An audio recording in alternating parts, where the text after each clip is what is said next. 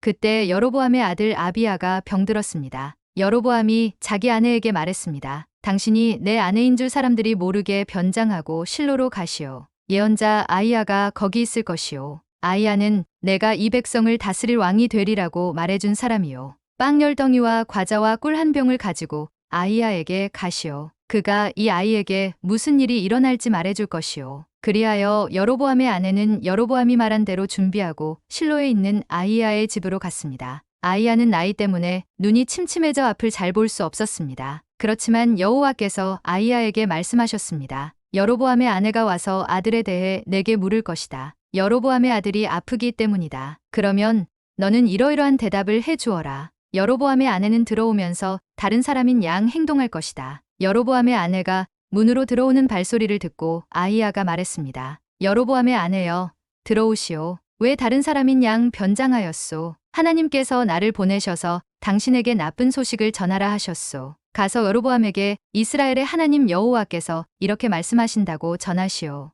내가 너를 이 백성 가운데 높여 내 백성 이스라엘의 통치자로 삼았다. 다윗의 집에서 나라를 찢어 내게 주었는데 너는 내 종 다윗이 내 명령을 지키고 온 마음으로 나를 따르며 내가 보기에 정직한 일만 했던 것처럼 행동하지 않았다. 너는 너보다 앞서 살았던 모든 사람들보다 더 악을 행했다. 내가 너 자신을 위해 다른 신들을 만들고 우상을 빚어 내 진노를 자아내고 나를 내 등 뒤에 버렸다. 그러므로 내가 여로보암의 집안에 재앙을 내리겠다. 내가 종이나 자유인을 가리지 않고 이스라엘에서 여로보암에게 속한 남자를 모두 끊어버릴 것이다. 내가 쓰레기를 불로 태우듯 다 태워 없애기까지 여로보암 집에 남은 사람들을 없애 버릴 것이다. 여로보암에게 속한 사람들이 성에서 죽으면 개들이 그 시체를 먹을 것이고 들에서 죽으면 공중의 새들이 그 시체를 먹을 것이다. 이것은 여호와께서 말씀하신 것이다. 그러니 당신은 집으로 돌아가시오. 당신이 성에 들어설 때 아이는 죽을 것이오. 그러면 온 이스라엘이 아이를 위해 애곡하고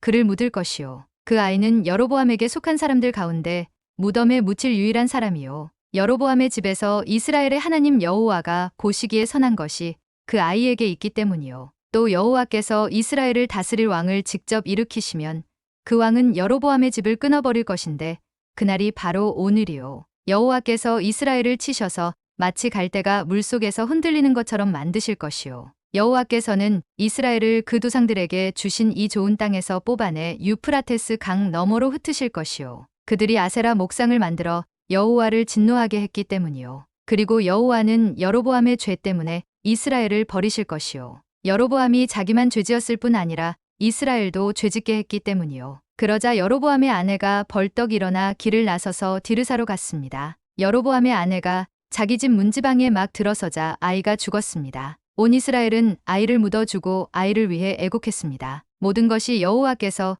그분의 종 아이야 예언자를 통해 말씀하신 대로 됐습니다. 여로보암의 통치기에 있었던 다른 일들, 곧 그가 어떻게 전쟁을 일으키고 어떻게 다스렸는지는 이스라엘 왕들의 역대기에 기록되어 있습니다. 여로보암이 22년 동안 다스린 후 조상들과 함께 잠들고 여로보암의 아들 나답이 그 뒤를 이어 왕이 됐습니다. 솔로몬의 아들 르호보암이 유다의 왕이 됐습니다. 르호보암은 41세였습니다. 르호보암은 여호와께서 여호와의 이름을 두기 위해 이스라엘 모든 지파 가운데 선택하신 성 예루살렘에서 17년 동안 다스렸습니다. 그의 어머니의 이름은 나아마였고 암몬 사람이었습니다. 유다는 여호와 보시기에 악을 행했습니다. 유다 백성들은 자기 조상들이 지은 모든 죄보다 더 많은 죄를 지어서 그 죄들로 인해 하나님의 진노를 자아냈습니다. 그들은 또한 자기들을 위해 산당을 세웠고 높은 산과 푸른 나무가 있는 곳마다 우상과 아세라 목상을 세웠습니다. 유다 땅에는 남창들도 있었습니다. 이같이 이스라엘 백성들은 여호와께서